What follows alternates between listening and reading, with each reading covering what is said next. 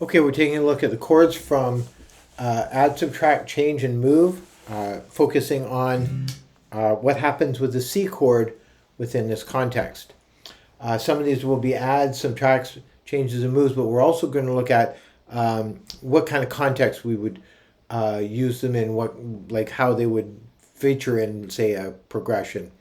So let's start with a basic C chord, like that. Add would be taking the baby finger and placing it on the third fret of the fourth string. So we might get a vamp, a two-chord vamp, where we might go little strums like this. I've got a palm mute on this, so it might go down, down, down, down, down, down, down, down.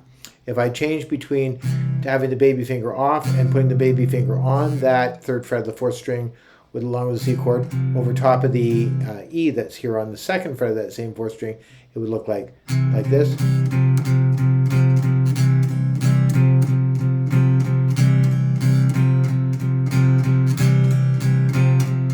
It was a good introduction to a song. The second chord, the third chord on the sheet, other than the C and the C suspended fourth, is the C suspended second, where we take the second finger off. And we can make a vamp out of that between C and taking that second finger off.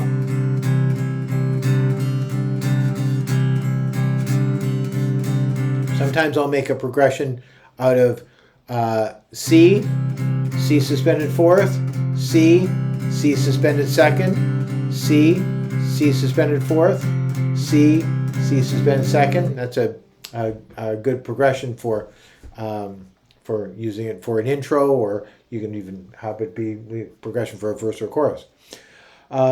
Fourth chord on our page is a C7. So that might go back and forth between a vamp, between a C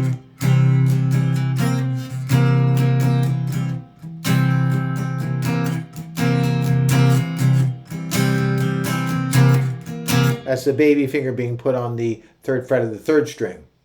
The next chord is a C add 9, and I'm placing the baby finger on the third fret of the second string, and I might start with it on, and then take it off.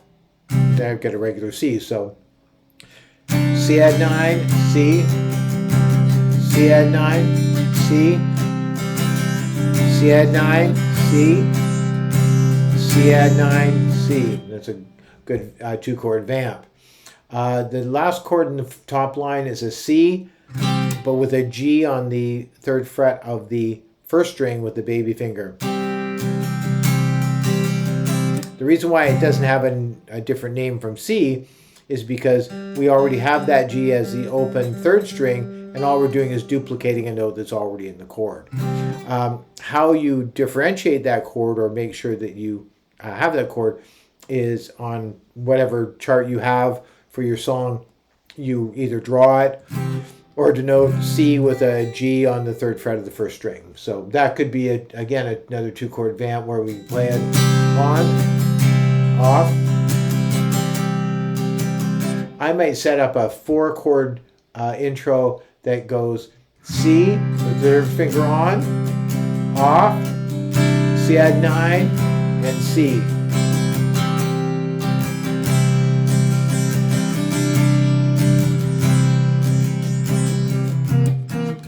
That could be a nice progression. Second line, we have C major 7.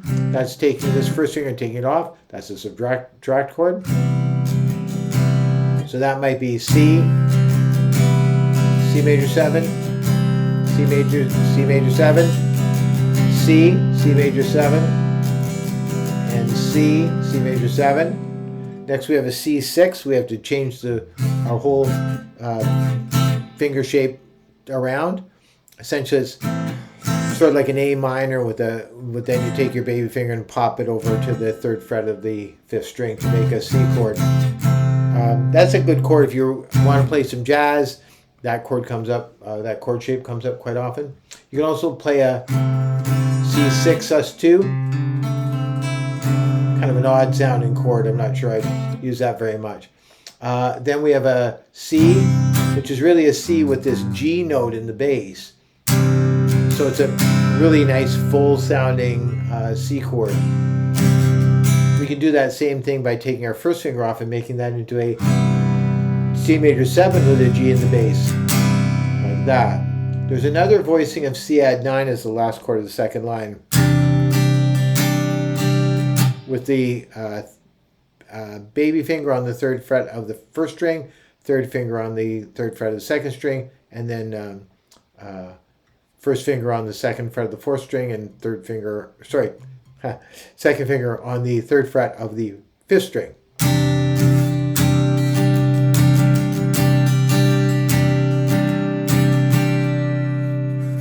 You could turn that into a whole bunch of different things, like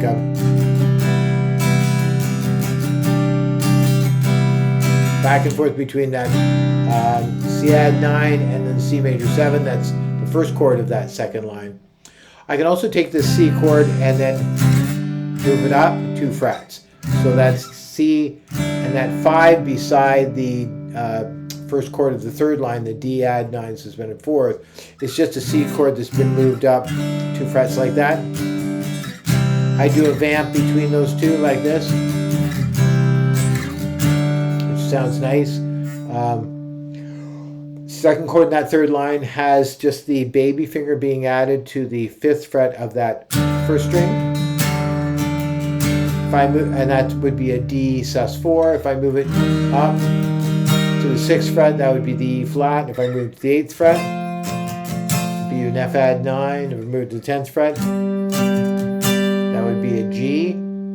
And then the last chord on that page is this C major 7 with a G in the bass, C major/G, C major 7. Then just moving that up 2 frets.